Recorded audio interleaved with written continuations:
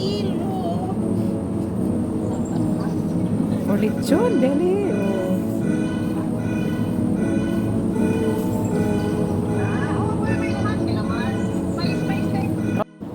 For 3 days na ulam, guys. So, gagawa ako ng sinigang. Then, for fried chicken, then baked salmon. Dito kami ni Ate Loida sa Pabulan City Market.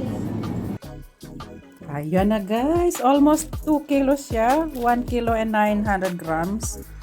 Ako na lang gagawa ng ng fillet. Kasi yung ulo, isigang ko sa mga susunod na araw din at saka buntot. Kaya yung katawan, ang aking i-bake with mushroom sauce. Paborito ng mga anak ko ito. Oh. Easy, di ba? Pag meron kang panghiwa, pang fillet. Yan na, guys. Meron akong pang bake salmon din.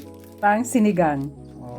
Kaya mas gusto ko yung buo talaga na na salmon kasi yung buto, yung tinik niya, ayan, pwede kong gawin sabaw. Ayan na. Tatanggalan ko na lang siya ng iba pang tinik dito sa ano niya. Then mamaya yung baked salmon with Yunel chanterelles mushroom sauce. Ayan na, guys, yung laman ng salmon, talagang inalis ko yung nila, oh. Ayaw nila ng pati balat, ayaw nila, kaya inalis ko talaga. Then, ayan na, aking pang soup, pang sinigang na isda na naman, oh. Ang dami. Tapos ito yung balat niya, ipiprito ko ito mamaya, parang crispy ba? Walang sayang. Tinanggal ko lang yung kaliskis niya, then ito. Gusto ko yung crispy ng balat nito. Kaya hindi ko siya tinapon.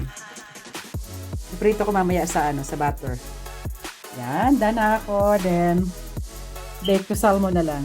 Then ito ipasok muna sa freezer. Para next week may ulam ulit na salmon. Oh, yan na.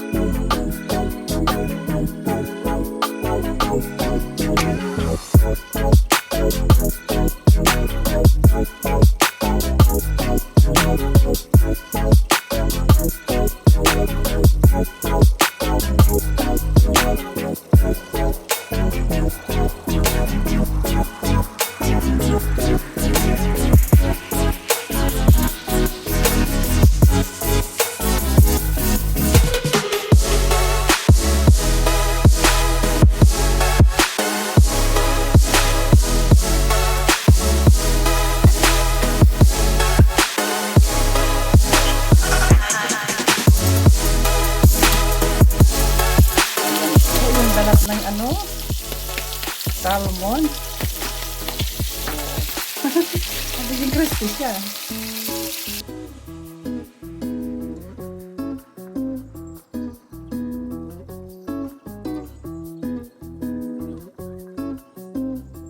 Ayan na guys, yung crispy ang aking bahaw na kanin. Yan na po yung ano, balat. Oh, parang ano lang siya, balat ng baboy din. Balat ng salmon. Hindi ko na ilinagay lahat kasi masyadong madami yung ano, yung prito. Sarap ng magkamay guys. Oh. Pag isda talaga masarap ano, kamayin. Ayan ang aking soya ano. Toyo mansi. Sarap. Best na ano, sausawan guys. Toyo mansi.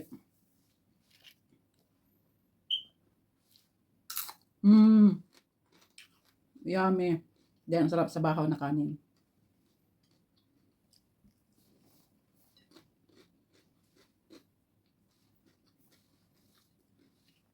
Yung with ano, with cream, sa mga anak ko yun eh. Ayaw nila ng balat pag sinasama ko yung balat dun sa ano, sa sauce, ayaw nila. Kaya tinanggal ko na lang lahat. Ito na po ang aking for lunch and dinner. Sabay na lahat, breakfast, lunch and dinner. Yan, isahan lang po ako kumain. Kaya sa umaga, busy. After na magkape, wala na tayong kumain din. Ito na lang. Pag nasundo ko na sa alis sa mga 1 p.m. then saka ako magluto din. Kain. Yan ang aking araw ngayon guys. Super busy. Then, ito. Let's eat.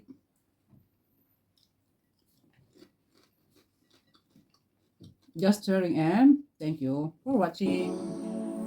Bye-bye.